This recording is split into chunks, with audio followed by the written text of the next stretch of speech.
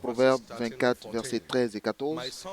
Mon fils, mange du miel, car il est bon. Un rayon de miel sera doux à ton palais.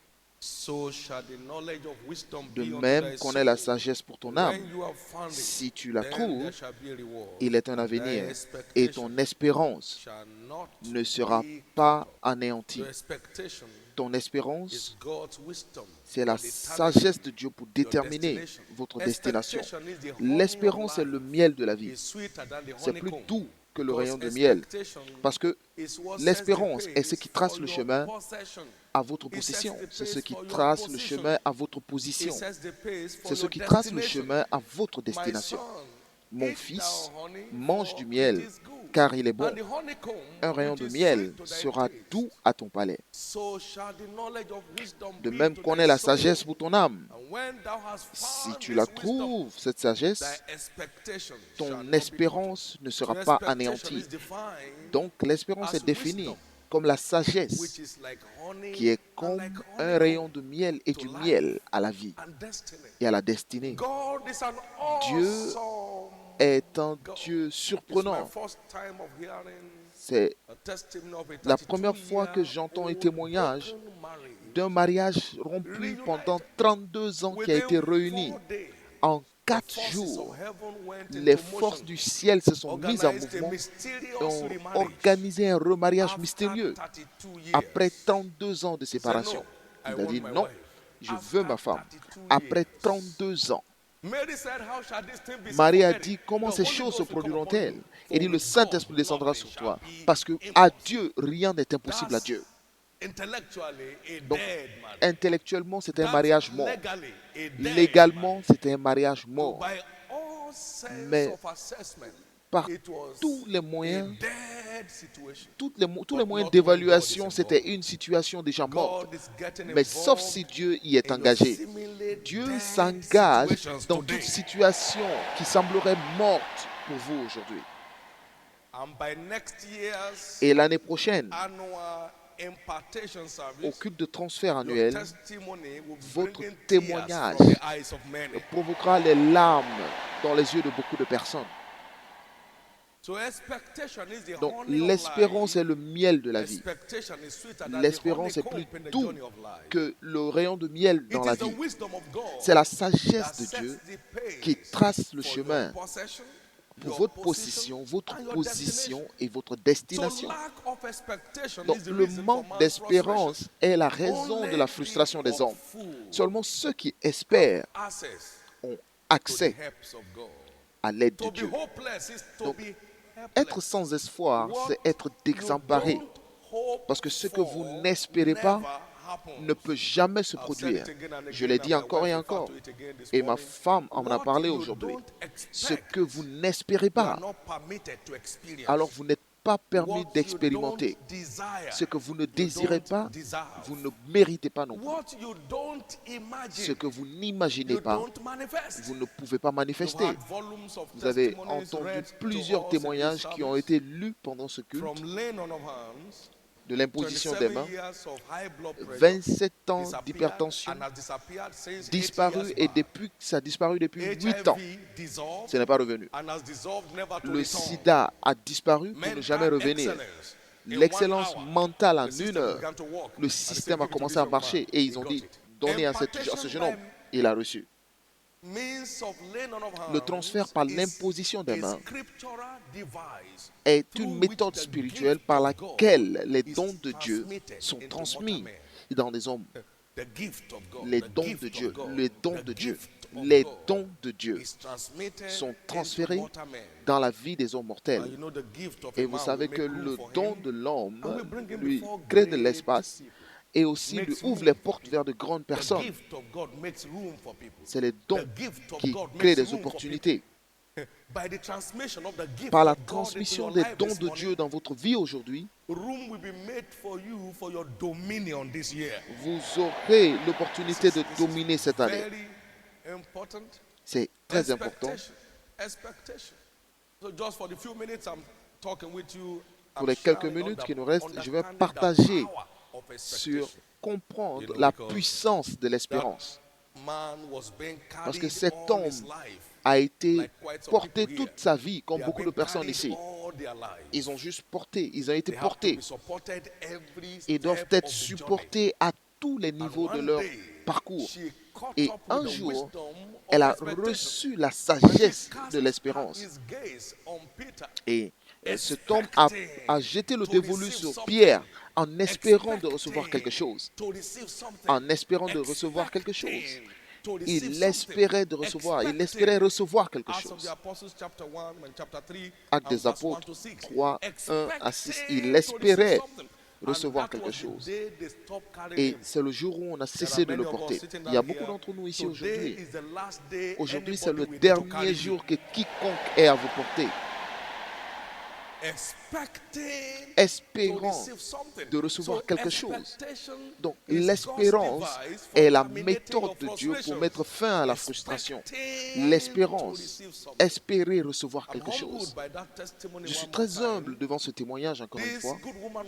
Cette bonne femme venait devant pour avoir l'imposition des mains.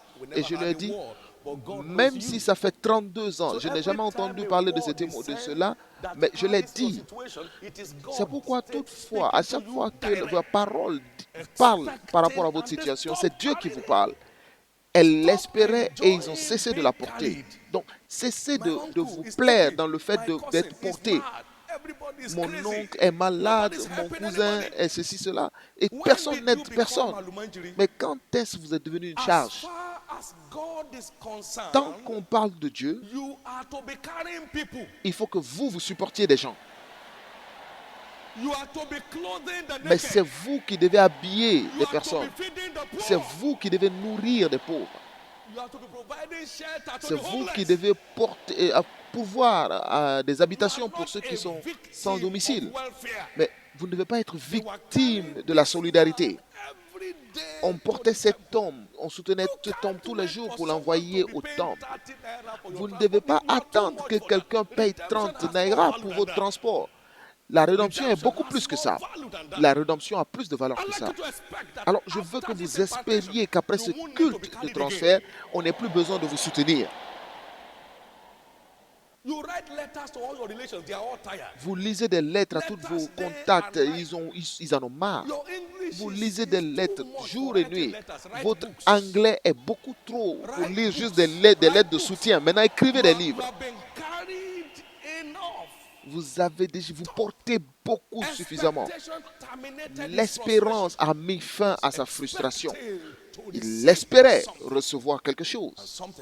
Et quelque chose est arrivé. Et quelque chose tombera dans la vie d'une personne ici.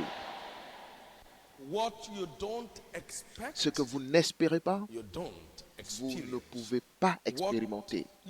Ce que vous n'espérez pas ne se produit jamais. Hébreux 11, verset 1. Maintenant, la foi est la ferme assurance des choses qu'on espère et la démonstration de celles qu'on ne voit pas. Car pour l'avoir possédé, les anciens ont obtenu un bon témoignage, un témoignage favorable. Donc, vous écoutez? Ce que la foi fait, c'est de fertiliser l'espoir pour envoyer la réalité. La foi fertilise l'espérance dans la réalité. Donc, sans espoir, il n'y a rien que la foi peut fertiliser. Il n'y a pas de champion de lutte, poids lourd, qui peut donner naissance à un fils sans une femme. Donc, peu importe la force de votre foi, si vous manquez d'espérance, vous restez stérile pour l'éternité. La foi est la ferme assurance des choses qu'on espère, une démonstration de celles qu'on ne voit pas. Donc, l'espérance est la femme de la foi. Et la foi met enceinte l'espérance et avec la patience, cela livre la réalité. Et on appelle cela le témoignage. Donc, l'espérance, toute personne sans espoir reste sans aide. Dieu ne peut pas aider celui qui est sans espoir. Dieu ne peut pas aider le sans espoir. Dieu ne peut pas aider celui qui est sans espoir. Donc, lorsque vous manquez d'espérance, vous ratez sa manifestation. Lorsque vous manquez d'espoir ou d'espérance, vous manquez de sa manifestation. Lorsque vous manquez d'espoir, vous ratez naturellement sa manifestation. Donc, qu'est-ce que vous espérez ce matin? La stérile est devenue une merveilleuse mère des enfants, des jumeaux et des triplés par l'imposition des mains. Le sans-emploi a eu un travail miracle. Des situations mortes ont repris vie. Qu'est-ce que vous espérez voir ce matin? Ce que vous ne désirez pas, vous ne méritez pas. Marc 11, 24. Et tout ce que vous désirez, Marc 11, 24. Tout ce que vous demanderez en priant. Donc, sans un désir, la prière n'est qu'une punition religieuse. Il y a une fin espérée. Et là, vous communiquez à Dieu pour envoyer cette fin à la réalité. Donc, sans un désir, la destinée est dans un désastre. Il faut qu'il y ait un désir, quelque chose que vous espérez avant que Dieu ne puisse l'accomplir. Ce que vous n'imaginez pas, vous ne pourrez jamais manifester. Genèse 11 et verset 6.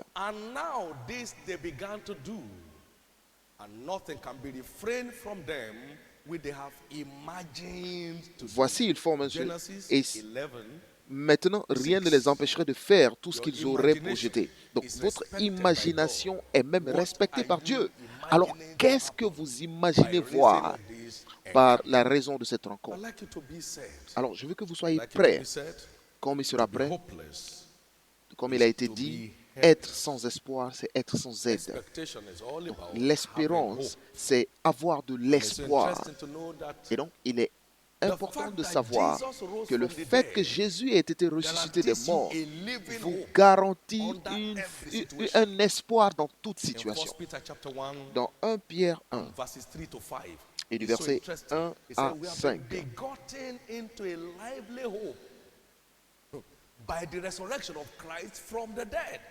Nous avons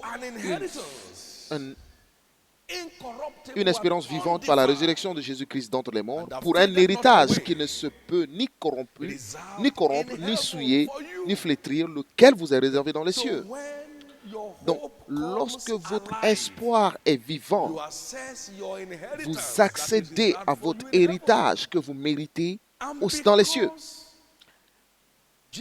Et parce que Jésus a été ressuscité des morts, vous avez un héritage d'une espérance vivante. Donc, aucune situation ne peut être conclue ou fermée vous concernant.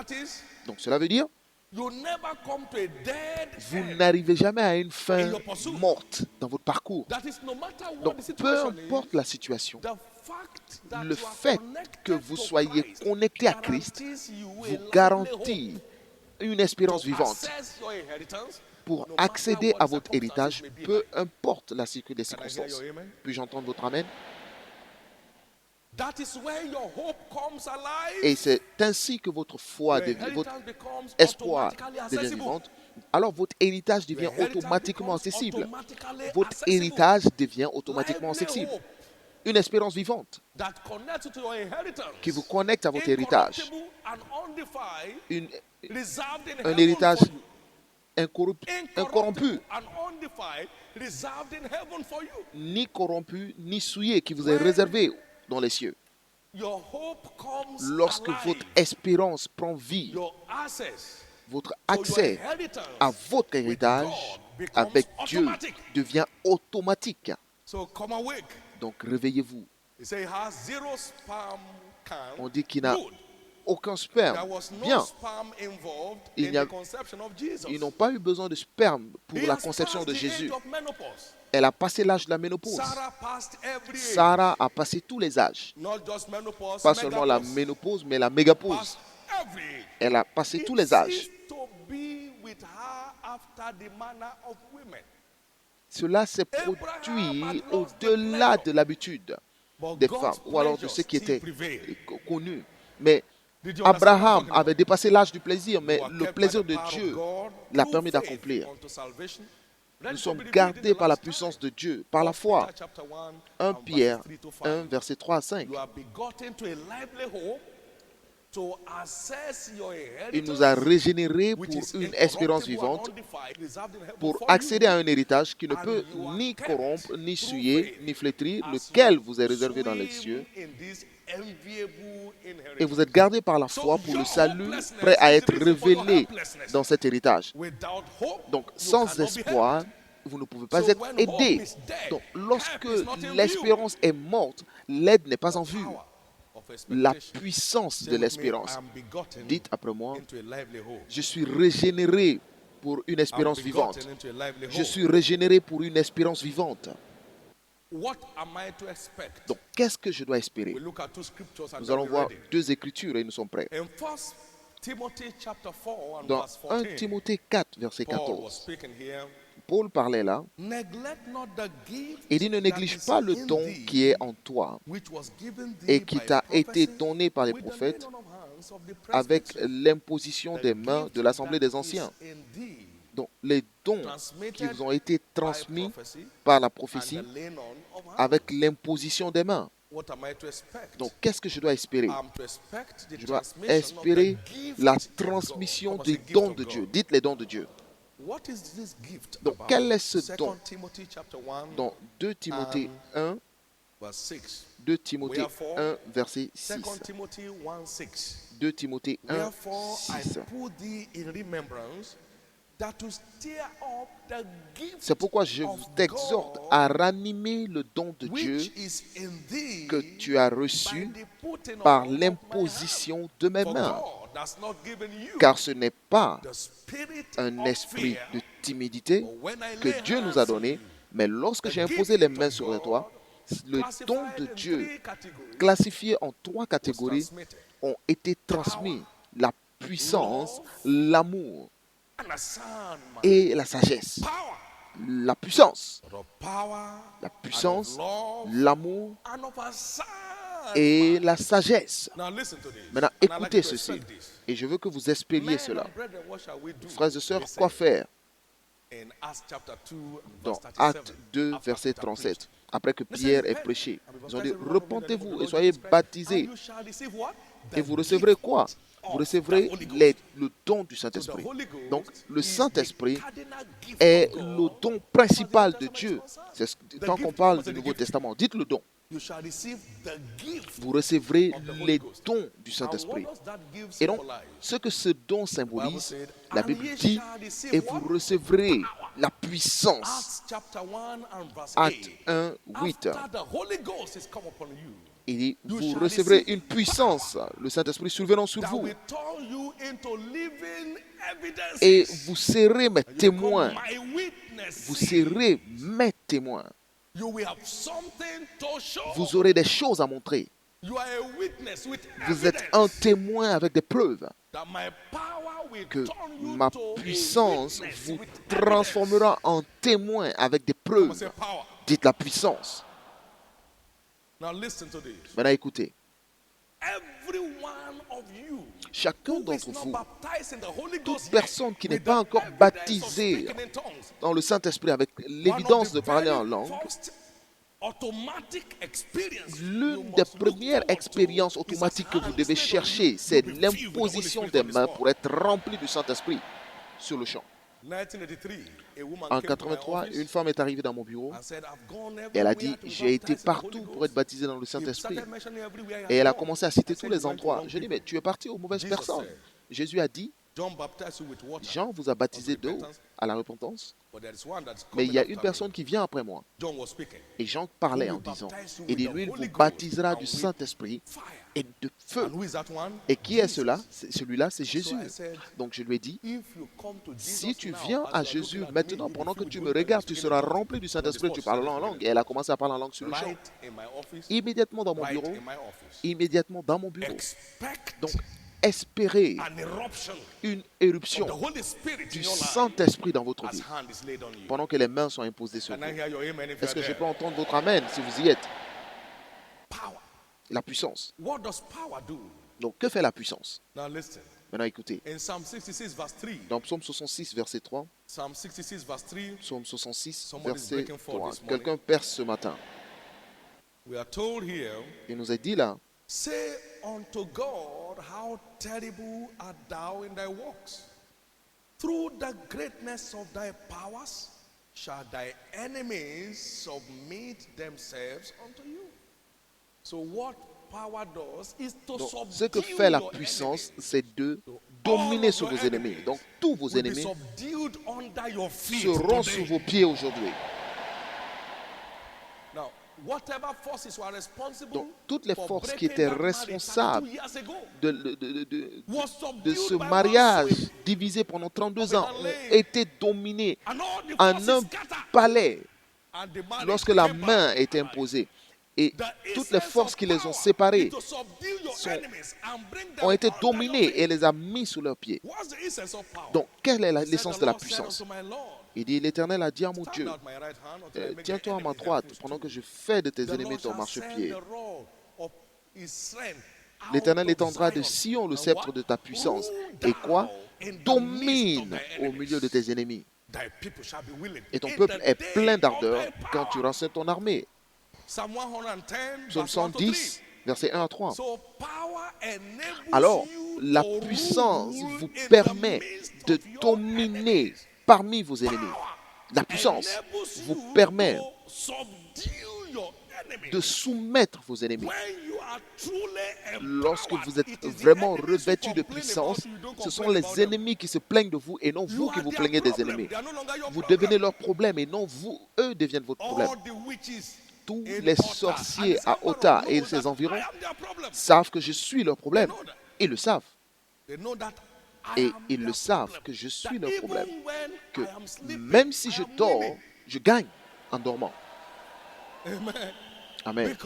Parce que vous n'êtes pas général seulement lorsque vous êtes réveillé. Que vous dormiez ou pas, vous êtes général, général qui dort. Et vous avez une immunité de général autour de vous, même dans votre sommeil. Il y a d'autres qui ne doivent pas dormir lorsque vous dormez, parce que vous êtes un général qui doit avoir un sommeil de général. Vous comprenez ce que je veux dire? Je ne parle pas juste des paroles ordinaires. Je veux que vous espériez un revêtement de puissance aujourd'hui qui vous permettra de dominer parmi vos ennemis. Puis-je entendre votre amen? Un revêtement de puissance qui mettra vos ennemis sous vos pieds aujourd'hui. Donc, vous espérez un revêtement de puissance qui vous fera dominer sur la maladie, qui vous fera dominer sur les puissances occultes, qui vous fera dominer sur les frustrations sataniques, qui vous fera dominer sur les situations impossibles. C'est la puissance qui vous établit ou alors qui établit la domination. Vous n'avez pas un domaine sans puissance. Donc, je veux que vous voyiez l'imposition des mains aujourd'hui comme le sceau de votre domination pour la vie. Le sceau de votre domination pour la vie. Ne venez pas ici de façon religieuse, mais venez avec une addiction à la réalité. Pendant que les mains me sont imposées, la puissance est transmise et qui me permet de dominer sur toutes les situations et toutes les circonstances, pour soumettre les ennemis sous mes pieds et pour broyer Satan sous mes pieds. Vous êtes enceinte de cela. J'ai rencontré une petite fille en 79. Et elle est celle qui a parlé lorsque j'ai appelé, j'ai demandé au sorcier de parler. Et elle s'est levée. Elle dit, je lui ai demandé de venir. Et je lui ai dit, mais dites-moi ce que vous faites avec le diable. Et elle m'a dit, à chaque fois que nous voulons boire du sang, nous allons sur la route et nous provoquons des accidents. Et ensuite, nous buvons le sang des victimes. Et je lui ai dit, et lorsque des gens comme nous venons, elle a dit, lorsque nous voyons une plus grande puissance sur le chemin, nous libérons la voie. Et donc, la puissance dépasse la puissance. Je veux que vous sachiez que toute portion de puissance dans ma vie, vous la portez en plus de la vôtre aujourd'hui. Donc, espérez cela. Vous savez, Pierre a dit, tel que j'ai, je vous le donne. Ce que j'ai, je te donne. Au nom de Jésus-Christ, je commande à ce que j'ai de couler en toi. On ne me porte pas, donc on ne va pas te porter non plus. Donc la personne s'est levée. Alors, vous tenez debout aujourd'hui de votre ancienne situation d'assister. La puissance et l'amour. Et dans Romains 5, verset 5, il dit, l'amour de Dieu est répandu dans nos cœurs par le Saint-Esprit qui nous est donné. Donc l'amour de Dieu est répandu dans notre corps par le Saint-Esprit. Donc lorsque le Saint-Esprit vient, il enflamme l'amour de Dieu dans votre cœur. Et vous ne savez pas ce que cela veut dire. Lorsque l'amour de Dieu brûle en vous, vous êtes favorisé aussi bien par Dieu que par les hommes. Et la faveur de Dieu est la pierre, est l'étape pour la puissance dans la vie. La faveur de Dieu. La faveur de Dieu. Laissez-moi vous dire ceci. Paul était tellement revêtu de puissance qu'il a dit, qui me séparera de l'amour de Dieu en Christ Jésus? Est-ce les tribulations? Est-ce l'amour? Est-ce les choses d'aujourd'hui ou les choses à venir? Oubliez, en toutes ces choses, je suis plus que vainqueur. Vous revenez dans Romains 8, à partir du verset 31 à 35. Rien ne me séparera de l'amour de Dieu qui est en Christ Jésus. Rien. Donc, le Saint-Esprit vous revêt de puissance et cela enflamme, embrase l'amour de Dieu dans votre cœur et qui vous établit dans la faveur aussi bien avec Dieu qu'avec les hommes. Cela détruit toute... Je veux que vous compreniez, ou alors vous espériez, l'amour de Dieu est le plus grand actif des hommes dans ce parcours de la vie. Donc, soyez juste un fou de Dieu et vous êtes sur le chemin de la grandeur.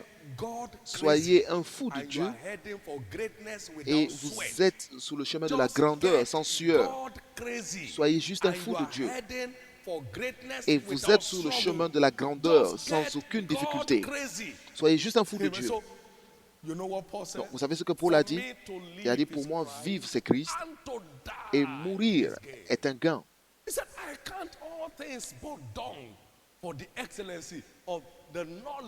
Je fais toutes choses par l'excellence de la connaissance de Dieu en Christ Jésus.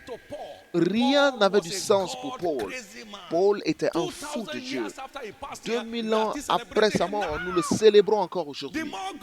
Donc, plus vous êtes un fou de Dieu, plus vous vivez longtemps. Certaines personnes vivent 100 ans après leur mort, un siècle après leur mort. Certains vivent juste un jour après leur mort. Certains vivent après des millénaires. Je veux que vous espériez que l'amour de Dieu soit embrasé surnaturellement dans votre être aujourd'hui et une chose de laquelle vous n'allez jamais vous en remettre. Je peux entendre votre amen?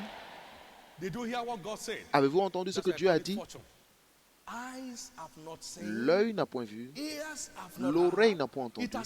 Ce n'est point monté au cœur d'aucun homme ce que Dieu a réservé pour ceux qui l'aiment. Donc, lorsque vous êtes un amoureux fou de Dieu, vous êtes sous la voie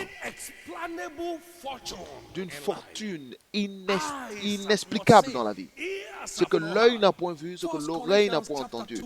1 Corinthiens 2, 9. Et qui n'est point monté au cœur de l'homme. Ces choses que Dieu a préparées pour ceux qui l'aiment. Mais Dieu nous les a révélées par son esprit, car l'esprit cherche tout, sonde tout, et même les profondeurs de Dieu. Le plus grand, c'est l'amour. Parce que l'amour n'échoue jamais.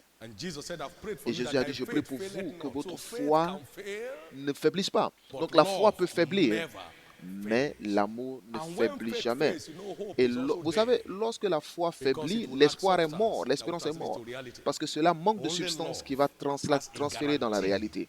Donc, seulement l'amour assure une garantie de retour, de résultat en toute chose. L'amour de Dieu n'échoue jamais dans la vie de l'homme. Et je veux que vous croyez en Dieu pour une rencontre avec cette onction pour une folie de Dieu en ce culte aujourd'hui. Et qui vous délivrera de toutes les difficultés dans votre parcours pour l'éternité.